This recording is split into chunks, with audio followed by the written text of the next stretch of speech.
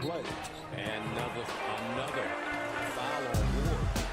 His third for setting a screen. Because of physical play, although Jordan Taylor just got caught with a moving screen.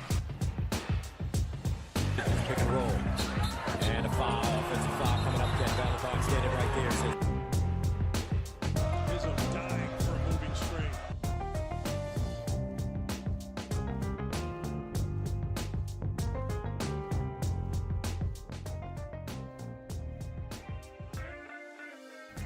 Hello, everyone. Welcome back to another edition of the Moving Screen Podcast.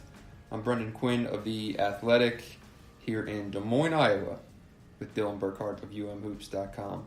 Dylan, what do you think of Des Moines? It's a nice place. Weather's not terrible.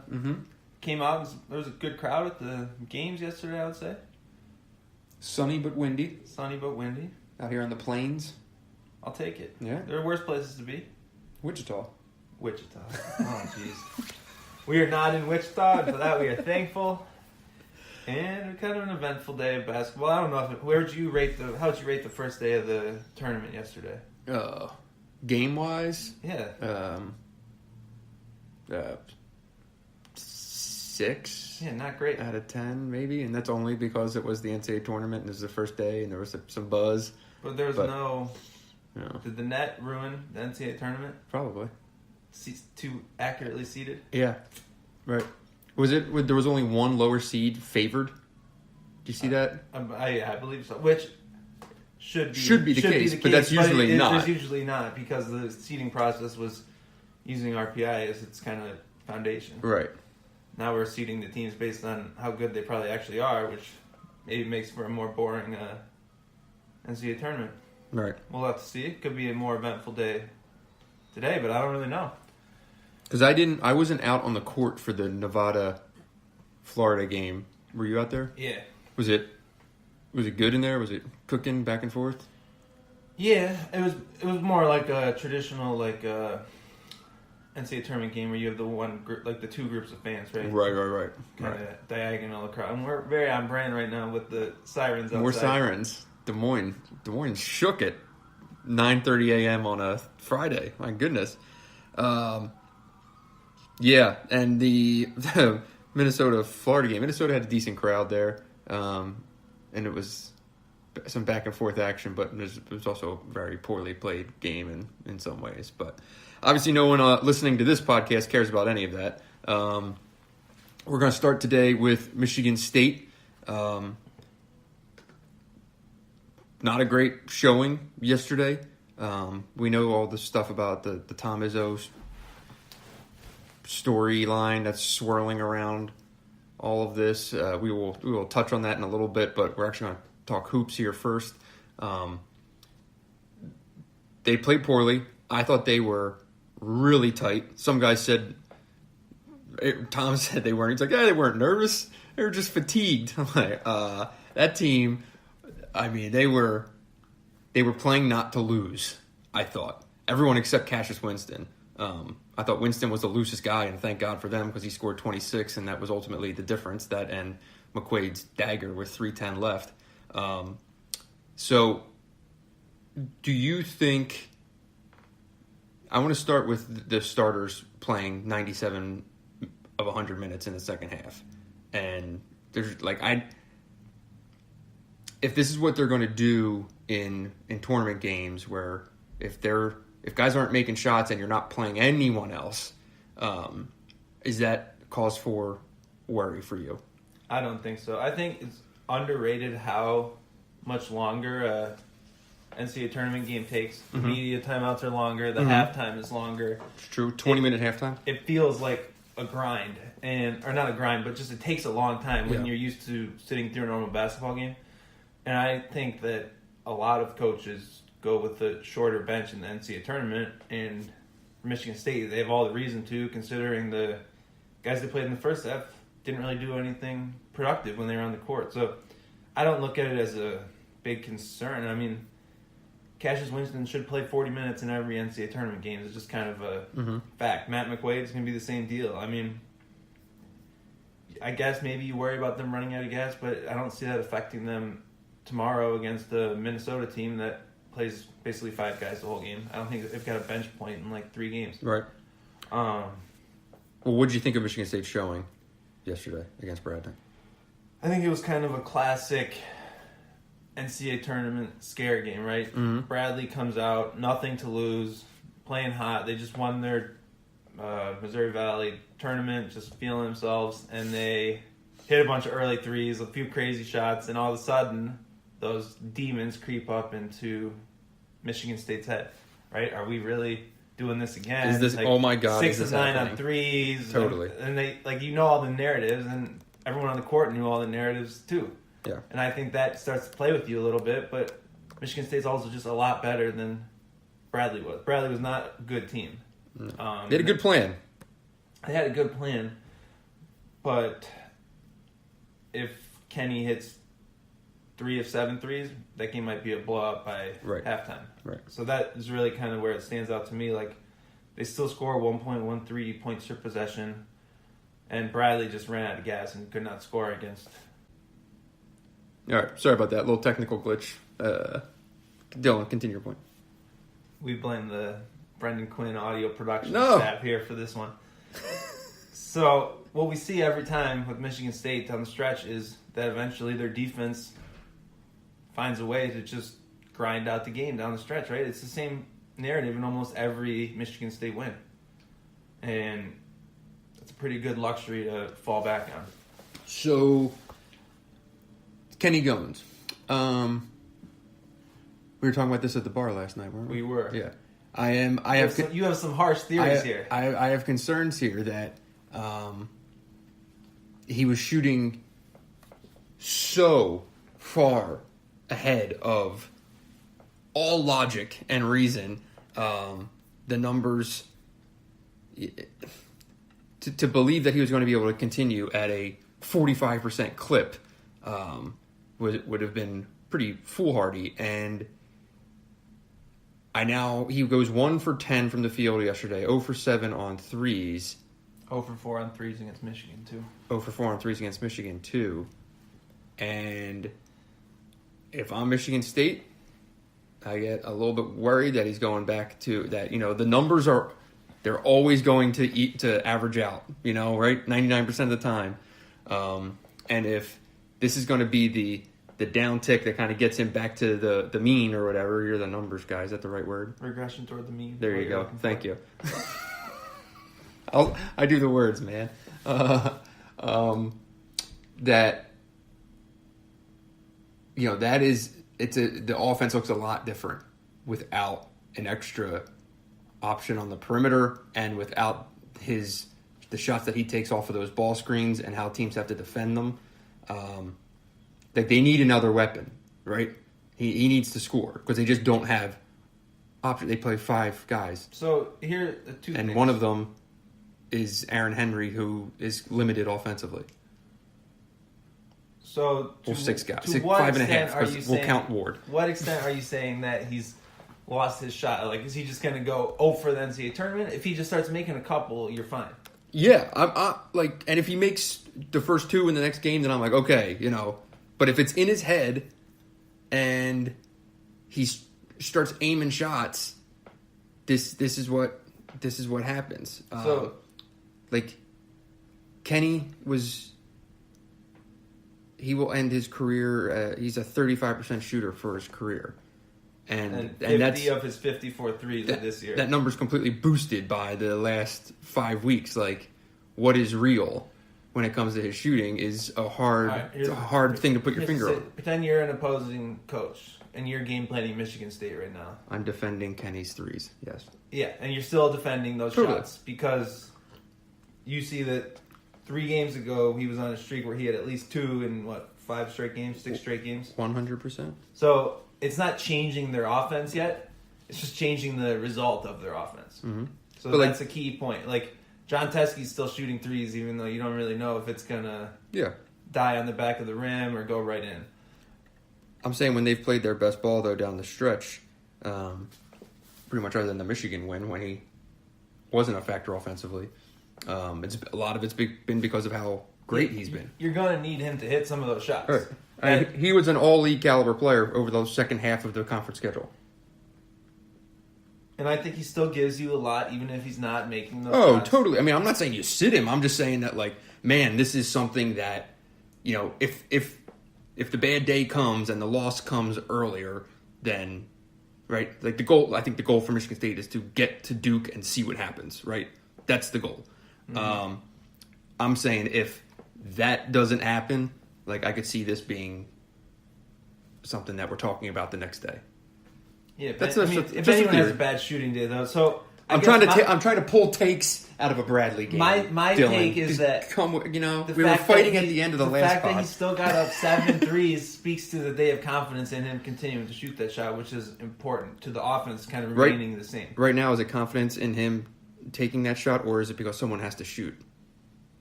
Probably a little bit of both. Okay, but that's how confidence starts. So Bradley's defensively, though, I mentioned that they had a good plan. You know, they were sagging off of him, and Michigan State was never comfortable. Xavier Tillman was like very open and honest about that. He's just like, we just never got comfortable against what they were doing defensively, and as the more uncomfortable we got, the tighter we got, and then the tighter we got, the more we started thinking, and we were in our heads, and blah blah blah, and that's just what you saw.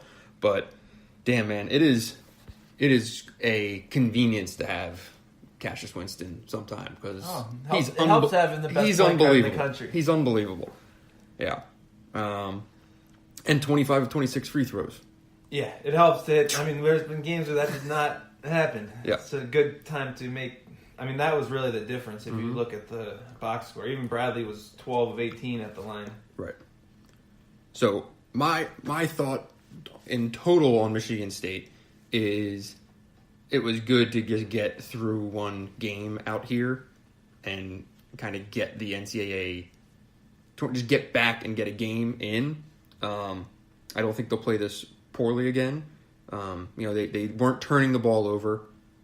They weren't, you know, they made their free throws. They just weren't executing offensively, and I think that's something that is not a running issue, right? I think that was a one-day thing, and now comes a perfect remedy, and that might be Minnesota's defense. If you look at the box score, the only thing that's off is just 5 of 19. 5 of 19 threes, yeah. And if Kenny makes 3 of those shots, all of a sudden Winston has 7 assists to 1 turnover.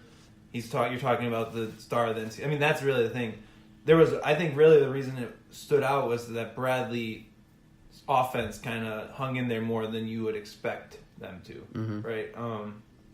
And you probably would have wanted Matt McQuaid to take more than 4 threes in that game, but they had a good plan. They had a good plan on it. They were really, he couldn't get open a lot of times. And I think that's where you have to start defending Michigan State. You can't let that happen. And, well, I think you start with taking away Tillman, rolling to the basket, and then you try to take away McQuaid, and then you hope Winston misses shots. Right. And we've talked about this before, the theory of make Winston score 40, right? Yeah, and he scored 26. So. I'm not saying he can't do it. I'm saying what's a good plan against Michigan State. So you know who I don't trust to come up with a good plan to stop Michigan State? I have an idea. I have an idea of who you're going to say. Who's that? That would be Richard Pitino. Okay. But I did not trust Richard Pitino to come up with a good plan to beat Louisville, and he decided, we're going to shoot threes now, and they're going to go in. He decided maybe he's an evil genius.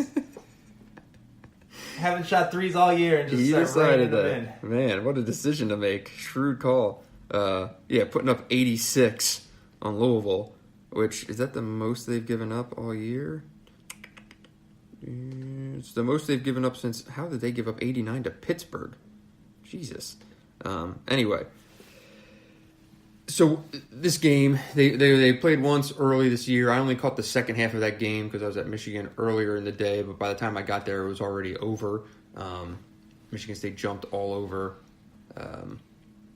the Gophers in that game. That was when the 79 team was back and stuff. Hold on. That's when the 79 team was back, and they just ran over them. It was 79-50 something. What do you think about this matchup? Is it only dependent on if Minnesota can shoot threes like that again? Well, what's weird about the first game is that Minnesota attempted 27 threes. Mm-hmm. That's the second most they attempted all year. Against the pack line defense. Right? Yeah, but they're 345th in three-point rate, so they never shoot threes. Right. And they just started bombing them away. Michigan State gives up a lot of threes. I don't really find that to be likely to be a repeatable success. Right. Obviously, a familiarity. I don't know if that helps. Who would you say that helps more? I would say, in terms of them, they played in early February. Like, it was a long time ago. I don't know how much it's going to be, like, easy recall of game plan, stuff like that. I think it's more, they're playing a team that's not going to care that they're Michigan State, I think is more of an issue, right? Because Michigan State and Tom Izzo walks on the floor against a lot of teams, and those teams have a little holy shit moment, I think. Yeah, but I'm saying... But Minnesota certainly doesn't care, right? It's a conference game. Amir Coffey, Jordan Murphy, Dupree McBrayer, they've played against Michigan State probably. Right, and they know it's going to be physical, so they're not going to be intimidated by the style of play or the brand or anything like that. So in that terms, as a 10 seed, I think it's an advantage for Minnesota to play someone that they're not, in wide-eyed about. I think it might be, who are the other twos other than Michigan? Wofford plays Kentucky. Right, like if Minnesota was playing Kentucky, I think it would be a little bit different, if that makes sense. Yeah, I think they'd rather play Michigan State than Kentucky. Totally. I don't know who the other one is. Probably must play today. But people are probably screaming into their car radios, though, with the answer. Well, at least you guys are smarter than we are. So Tennessee. But we want to know who the 7-10 is. Oh, and that one is Cincinnati, Iowa. Oh. I'd rather play those teams. So I look at it like Minnesota, I think you have to adjust for how good Michigan State is at home. So most teams, Michigan State is kind of just blown out of the gym when they're at home. So you can't look too much into that score in East Lansing. What was it, 79-55? It's a beatdown. I think the more relevant result, really, is 75-73 against Purdue in the Big Ten tournament on a neutral court. Minnesota, in terms of what this Minnesota team is, I don't look at the game at Michigan State. I look at them beating Purdue. Yeah. And they beat Purdue twice in the last month of the year. I just have a hard time getting... I think it's hard because when I've seen Michigan play Minnesota, they have just basically crushed their soul. And starting with just taking Amir Coffey out of the game, it's just been tough to watch. So I just have a hard time buying into Minnesota, but they have looked good against other kinds of teams. Even that win over Penn State was a good win. And the Louisville, I didn't see that coming at all. So Amir Coffey's running a lot more point guard than people might, people will only watch Minnesota on a glance. Amir Coffey's been running a decent amount of point. I always botch his name. Gabe Kalsher. Gives him a little bit of a different dynamic as a three-point shooter. And, Jordan Murphy's Jordan Murphy. He tweaked his back with a bad fall in that game. How that lingers, I don't know. We'll probably find out a little bit later today at media availability. But another team that, it's going to be starters or starters in this one completely. It'll basically be 5-on-5. Yeah, Minnesota is without Eric Curry, who got hurt late in the season. And they're potentially without Matt Stockman, who's their next backup big man who had a concussion. I guess he could potentially be back. They do not have a lot of depth. The bench, I don't think, scored yesterday, and they scored 86 points. Correct. And I don't think the bench scored really much in the Big Ten tournament either. But they have a big front line that's not going to be intimidated by Michigan State. I think the key to stopping Minnesota is taking away Kalsher's shooting and taking away their transition, and then they just kind of can't get going offensively. Right.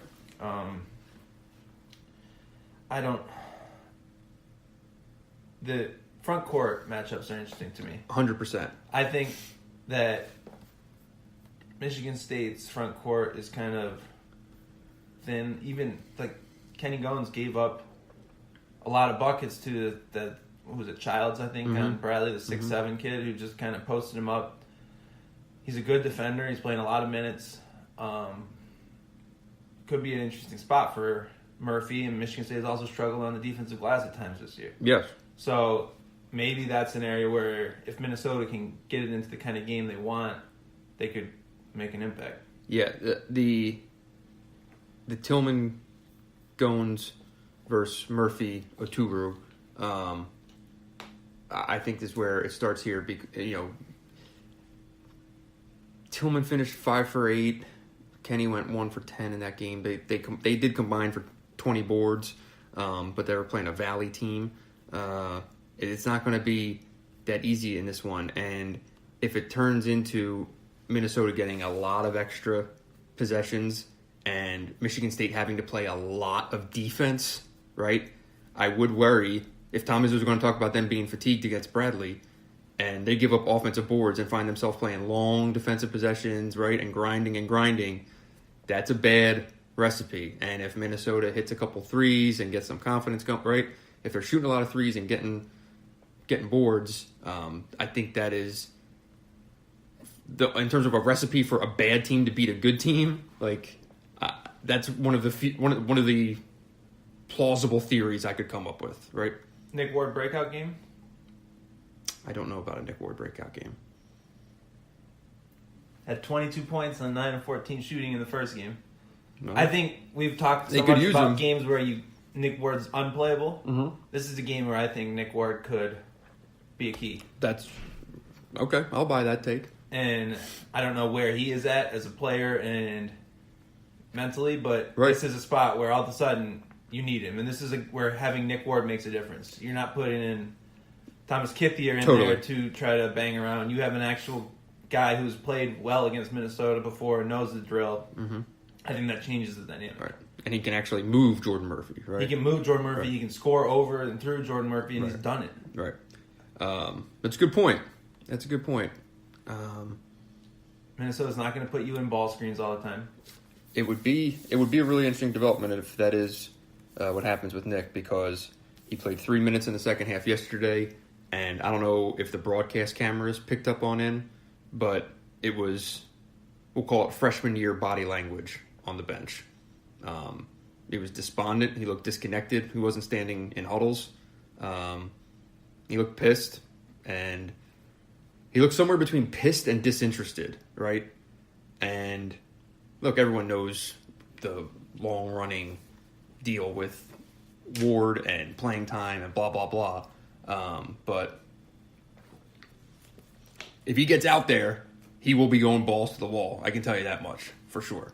And I think what's good about this matchup is that his balls to the wall works against Minnesota and not necessarily against some other teams. Sure. Like, he can try as hard as he wants to guard a ball screen. I don't think he's going to be great at it against a good ball screen team. This is just wrestling in the paint, getting after it, like back to his kind of bread and butter. Right. Okay. You heard it here first. Nick Ward breakout game. I think that's a pretty strong prediction. I could definitely see that, and then everyone can write about it. So, Izzo, the Izzo thing. I did not write about it. I've been covering Michigan State for 3 years, and I don't know. I mean, is it right to almost shrug at it? I don't know if that's right at this point, but I'm going to tell you from my perspective how I view it. So we're watching the game, and so the clips start popping up on Twitter, right, of Izzo yelling at Aaron Henry. And me and one of the beat writers next to each other basically were like looking at each other. We're like, this is going to be a thing, right? And to us, people who are around the program, who watch every single game, so it includes Michigan State fans, anyone who's connected to the program, like, me and the reporter next to her, we're looking at each other like, this is a Tuesday night at Breslin, right? This is you see this, right? This is how the man coaches. The problem is that it was the first game of the NCAA Tournament on CBS, and we live in a news cycle that there are literally people sitting at news desks. I put news desks in quotes, looking for a video like that to put a headline like epic meltdown, lunges at player, and da-da-da-da-da-da, that, you know, I don't know. I think it's a little bit overblown. Now, all that said, I don't think I could play for Tom Izzo. And I think a lot of people would say they probably couldn't play for Tom Izzo. And I don't know if I'd want to. I don't know. You know, like, I don't agree with that style. Like, that's not my style of coaching. But that's his style. And, like, this is what it is. This is what the guy is. So if you're mad about what happened yesterday, like, yesterday was not an incident. If you want to have a bigger conversation about, like, that style of coaching, that's fine. But, like, yesterday, like, that's bullshit. Using yesterday as this, like, Tom Izzo crossed the line. Tom Izzo didn't cross any line. Like, it was the same thing that's always right there in plain sight. If he crossed the line, then the line moved. So, what I think stands out is that in the NCAA tournament, there's just a magnifying glass on everything. Mm-hmm. There's more interest in the sport of college basketball for 48 hours than there is the rest of the year, right? And yes, it's going to go viral, and if the camera's looking the other way, then maybe it goes the other thing. But more and more, we see it. Like, you look at Pat Chambers. If the camera wasn't on the huddle, that's never a thing. Yeah. So there is coaching like that. I guess my beef is with the idea of how he justified it, in the sense that that's like the only way you can be held accountable for something. Yes. And there's all sorts of other programs that work differently and still have plenty of accountability. And I feel like that is just kind of a dated take, so to speak. Yeah, but like for him, like that's not a take. That's literally how he enforces his accountability. This is how he's wired, you know. And I agree with what I think you said, that it's what you sign up for. I mean, it's not a secret. Mm-hmm. It's not like you are going to go to a Michigan State game and be recruited there and be like, oh, well, looks like a real cozy situation on the sidelines over here. You know what you're getting into. And the players tell incoming recruits, this is what it is. Like, if you can't handle this, do not come here. So here's an example. Yesterday, so I write this Aaron Henry piece, right? Mm-hmm. Everyone, please go read my Aaron Henry piece. Should have dropped that at it. Probably should have mentioned that earlier, but so I've been in communication with the Henry family a lot over the past week for a story about Aaron and his uncle and their relationship. I won't get into the whole thing, just go read it if you can. But point being, I've been, a lot of phone calls with his brother and his father and his uncle. So, the story runs yesterday, so there's a couple text messages exchanged. Hey, I send the story. Hey, here's the story. It's up. They get back. Hey, I like it. Okay, whatever. But later in the day, right? So the game ends, and a text pops up from a family member, and I say, oh, no, shit. I look at it, and it's about the game. Like, this is after the game. It's like, man, that was a close one, but moving on, something like that. Where, okay, like, if it's a thing, I honestly don't think the Henry family was sitting there freaking out about, right. They weren't at the game. They were in Indianapolis for what it's worth. But, I don't think there was any outrage on the part of the family or of Aaron in person if you saw him in the locker room. Like, everyone knows. So here's my you get yelled at. Okay. Do you think he pushes the Aaron Henry too hard? It seems like when Aaron Henry has gone into these huge issues with his confidence, he did it in the game basically. After that, he missed the dunk. He had some other just plays where he looked unsure of himself. Do you think, maybe there's something better on the other end of that, and he did hit some big shots on the end, but it makes you wonder if that has anything to do with some of the kind of mental ups and downs that he's gone through with his confidence. When he went up for that dunk and he brought the ball back behind his head, it looked, I think in his mental picture, right, in his mind's eye, he was dunking Tom Izzo's head into that basket. And that's fine. And I think that's what, Tom wants that. Yeah. So, if if you're going to question the manner in which he coaches and being, bullying for lack of a better term, whatever, yeah, that's his motivation. But I do think at sometimes it can send a kid sideways for 5 minutes in a game. Right. And then they build him back up, and he makes a couple buckets at the end and plays great defense and all that stuff. But, I can tell you right now, when Aaron Henry is an All-American as a junior, everyone's going to be talking about, man, remember when he was getting, run out of the gym by Tom Izzo as a freshman? I can write that story right now, man. Oh, boy. So that's my take on it. Do you have anything else to add on this? No, I just think it's interesting how we get to this point where we have these viral moments, and in the NCAA tournament, it's a different ballgame. Yeah. And you have a bunch of people who don't pay attention, who just have immediate takes, and then you have the news cycle. They talk about it with expertise, as if they know what the hell they're talking about, and it's where it is. I'm sure some people will have some reactions to maybe this part of the podcast, but whatever. Okay. Michigan. Do you have anything to say about the Montana game other than as expected? It was boring. It was. I would say the best takeaway from a Michigan point of view would be that Charles Matthews played really, really well and looked about as healthy as he has looked, made some shots, got some confidence back. I think that would be takeaway. And it's also just Montana had no one over 6'6" and no one that can jump like him, so it kind of just wasn't fair. I think... what do you even say about that game? Nothing. But Montana was not good. You can't take those kind of games for granted either, because you see crazy things happen in the NCAA tournament all the time. Take an easy win. Yeah, I thought it was good for Michigan to have a good start to the game. It was 10-2 or something like that early on. They avoided last year's situation. So I do think they came out ready. I was a little bit perplexed a few times by some out-of-character stuff from Xavier Simpson, a couple turnovers that you're just like, that's kind of... that just seemed unnecessary. And he fixed those in the second half. Yeah. To his credit. Yeah.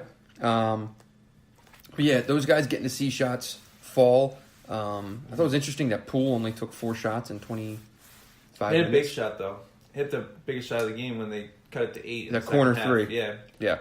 I thought he played within himself, but some of it I think was how Montana was guarding, and they really dialed up Charles and some ball screen stuff to get him downhill. I don't know, but yeah, Poole 4 shots.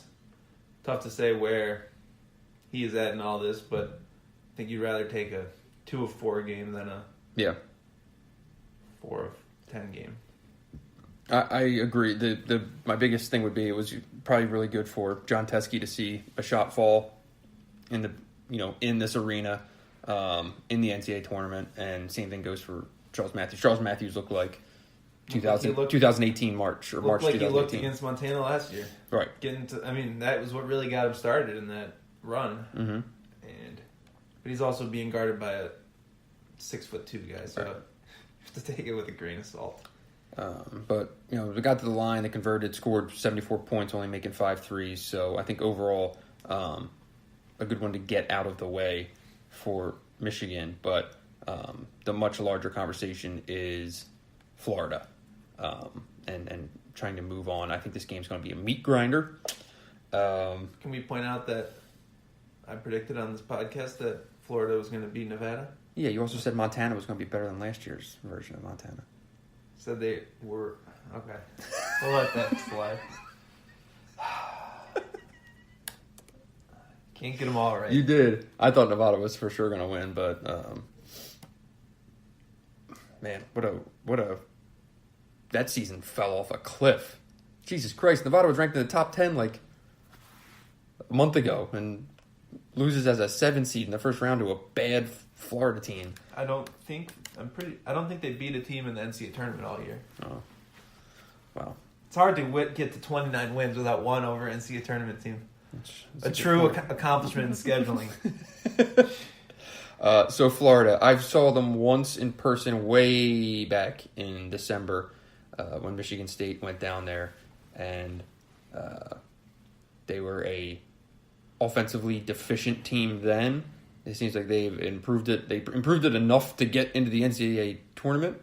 I know you're a big Mike White guy. Big, huge I think he's Mike a good White coach. guy.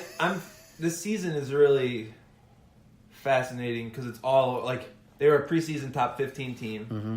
Most people thought they could compete in the SEC. They had an all SEC player back in Jalen Hudson, and he just kind of completely lost his way. He got taken out of the starting lineup. He was in the doghouse all year. Finally has kind of turned his game around in the last month of the year. Mm-hmm. Started making threes. He's at 28% for the year. Shot 40% last year, but he's up in the 30s again over the last 10 games. They really just lost every close game in the non-conference, and then were 4-6 in the SEC. Yeah, figured out how to dig out of it, get to the NCAA tournament, but they're actually playing pretty good basketball down the stretch here. It is definitely a defense-dependent team. Very much so. They shoot a lot of threes, but are a bad three-point shooting team, Mm-hmm. which is not really the recipe for great offense, but it's also the recipe for a lot of variability, right? Yeah. You get a chance to... You shoot enough threes, they couldn't go in sometimes. And it wasn't really their three-point shooting that won them that game against Nevada. They were just 5 of 18. But they just really were the tougher team, I thought, than Nevada. And their defense was just... It's a very good defensive team, a lot of length. In a lot of ways, they match up really naturally with Michigan. They play basically 4 guards and a role finisher at the center position.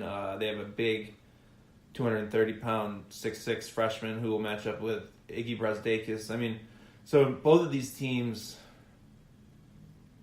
are kind of built to point out or to attack mismatches by playing differently than other teams. I don't know if either would really want to draw a team that plays kind of just like them in a lot of ways. Right. So, where do you come? I think in the 24 hours of real time that Michigan will get to watch film, address things, right, meetings, blah, blah, blah, blah.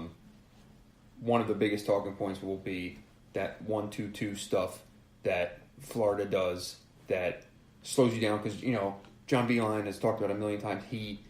They don't like pressure, not in that it creates turnovers or stuff, but that it ends up slowing the offense to the point where you're not even getting into your action until there's 18 seconds left on a shot clock. And you're limited in time that you can run your stuff, wait for the mistake, and then you get a bucket, right? So, the problem with that 1-2-2 that Florida runs, from what I remember, is like, it's not one that you can really attack and score on, right? It's going to slow you down. Like, all you can do is break it, right?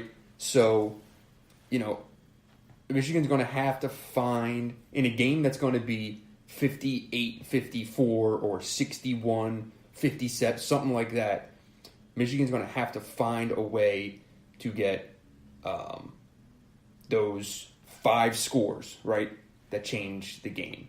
And do they come on, a couple tip outs from John Teskey that turn into an extra 3, right? Or a couple times you can find a way to burn them in transition off of a miss or something like that, right? That's the key. Can you get the 5 scores that change the game? Yep. So, talking about that press, they are ranked 346th in average defensive possession length. Mm-hmm. So they force basically the longest possessions, basically because they bleed 8 seconds off of every possession. And that's tough for Michigan. Going back to Teskey tip-outs, they're 313th in defensive rebounding.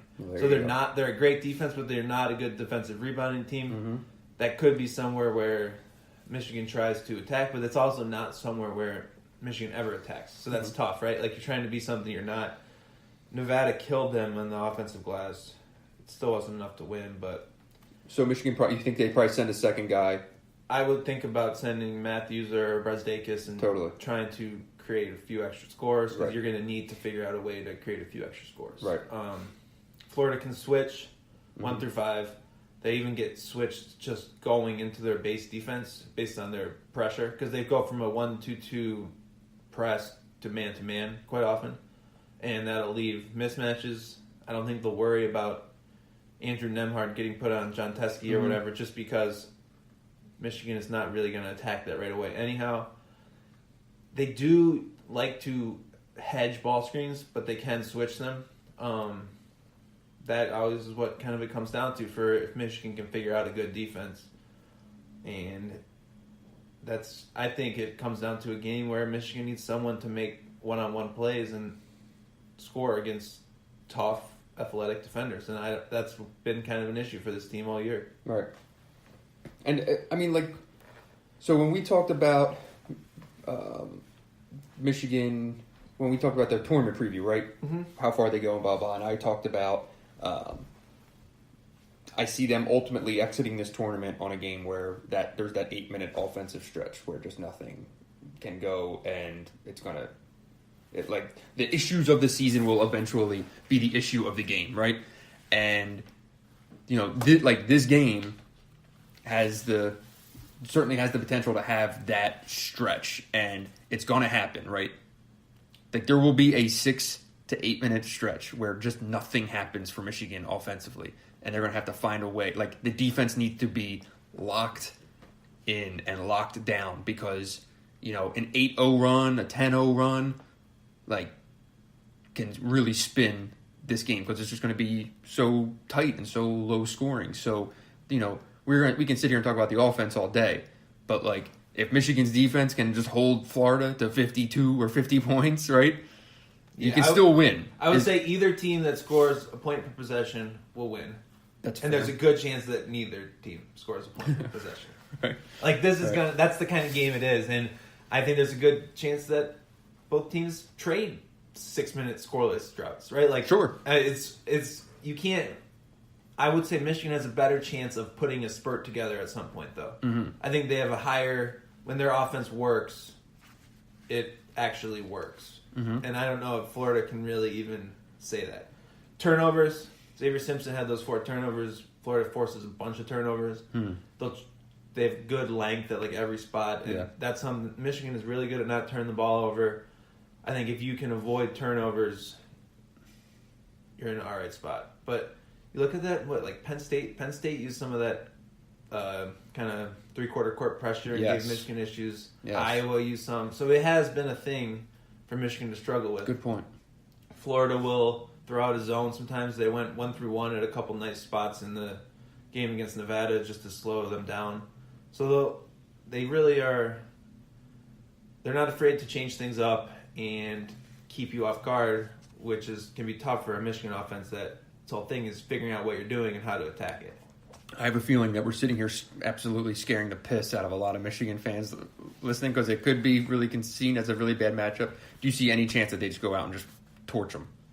Yeah, I mean, if Michigan hits threes, I don't think Florida can keep up. Right. So if Michigan scores, Florida, I had a stat. I think they're like 3-14 when they allow more than a point per possession. Right. So, but Michigan probably is something not similar because they haven't lost as many games. But they both need to just hold teams under 65 points or something like that. I mean, teams have made threes on Florida. Yeah. Texas A&M made 18, North Florida 16, Mercer 12, Tennessee 12, Oklahoma 11, Florida Gulf Coast 11, Ole Miss 11, LSU 11, Butler, Mississippi State, Georgia all hit 10. And they actually won some of those games. And Florida also seems to have this thing where they just lose their collective minds in the last 10 minutes of a game and everything comes back to a one-possession game late. They even did it a little bit against Nevada.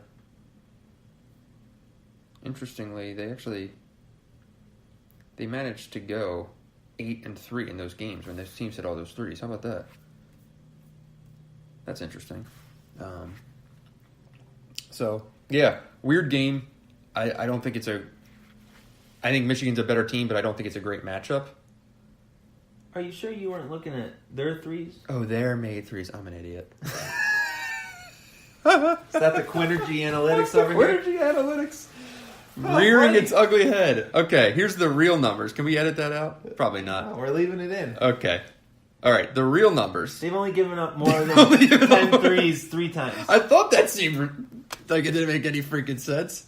But how about the fact that they can shoot threes like that? Well, they just shoot a lot of them. So, right. yeah, if you shoot a lot of them, you're going to make a lot of them. So the real numbers. 1, 2, 3, 4, 5, 6, 7. Only 7 times have they given up 9 or more threes. Okay. That's an exceedingly low number. And they went 2 and 5 in those games. So yeah, you're right. I think that might be the magic number is probably 8 threes for Michigan. But you look, here's the other thing. They shoot so many threes. Michigan's defense is so good at preventing threes. Curious to see if they can still get that kind of volume off, or if it is, they don't really have another way to attack that I see, and that's kind of their issue. Right? Like if they can't generate open threes, they don't really have a go-to option. Yeah, I really just I thought that was a really good preview for Michigan Florida, and then just ending it with a debacle on my part. On brand. On brand for the Rays. Okay, anything else on Michigan before we touch on the Big Ten and then get the hell out of here? What's your pick? I'll take. We didn't do pick. We had to do both games. We'll do both games. I will take Michigan over Florida, 65-60.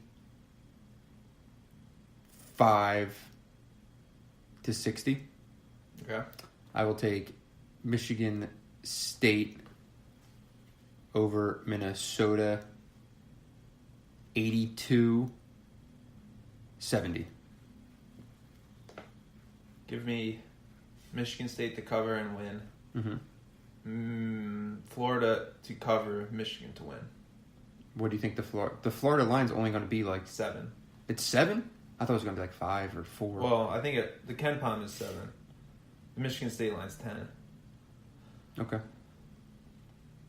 We're basically in agreement. Yeah, I think Florida will be tough. It's really creepy how many parallels there are between Michigan's kind of path to the NCAA tournament this year and last year. A really good defensive team in the second game, playing Montana first, West region. It's just a strange draw. Percentage chance that both teams are not playing next weekend? 35. Okay. If you're saying one of the two teams loses, that high or low? Seems a little high.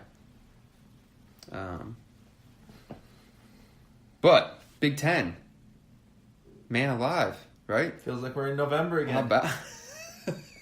How about it? Today's matchups is what? Wisconsin, Oregon, Iowa, Cincinnati, Ohio State, Iowa State. What's your record today? The league went 4-0 yesterday, right? I believe so. 5-0? Yeah. 8 tournament teams. Yeah, 5-0. Maryland, Minnesota, Michigan State, and Purdue. Pretty good. I would go with, I like Wisconsin over Oregon despite all of the Oregon love. Mm-hmm. I like Cincinnati over Iowa and Iowa State over Ohio State. So 1 and 2. Okay. I think there's a chance of an 0-3 day, but I was just proved wrong yesterday, so it's probably going to be a 3-0 day. And what about, so we talked about Michigan State, but what about Purdue, Villanova?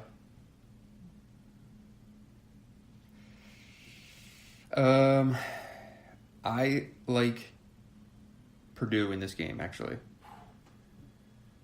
I do.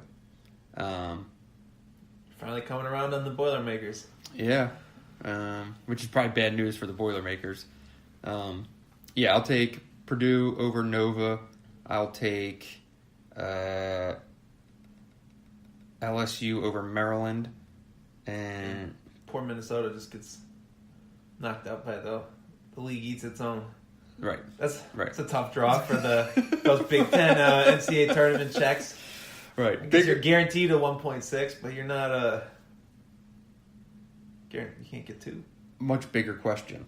Nebraska TCU on Sunday in the NIT. Can the Huskers live to see another? I am fascinated by this. Tim Miles continues to work while basically people are making it sound like they're signing contracts in the other office. It's not great.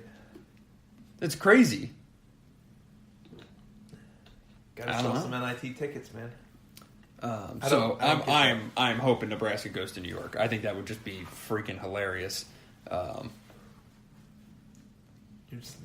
whole situation makes me uncomfortable. Because you know what's going to happen is like if Hoiberg is really actually on board with going there and he has 2 more weeks to think about it or something like that, other jobs open up, other opportunities arise.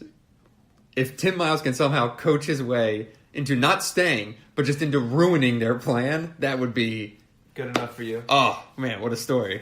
All right. I'm here for the palace intrigue, man. Okay, do we have anything else? I think we're good. I think we're good. That was pretty tight, almost an hour. So we will be back. We're going to try to find a way Sunday. We're both traveling, so it might be later, and then like a Monday publish or something. Probably. Okay. Or it's Monday morning. Yeah.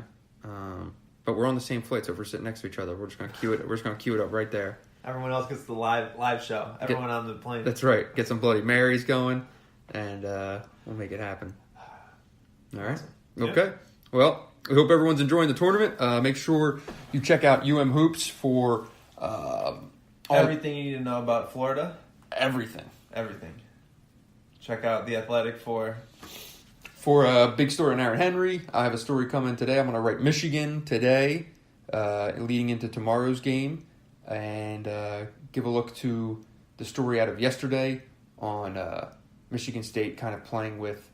they're in the difficult spot of carrying the burden of 3 years of weekend exits, and it's an interesting way. It's an interesting kind of headspace to operate in. So I wrote about that yesterday. So that's it. Check it out. The Athletic, UM Hoops. Subscribe to the pod. Leave a review. And we love you. Be sure to tip your bartenders and your servers.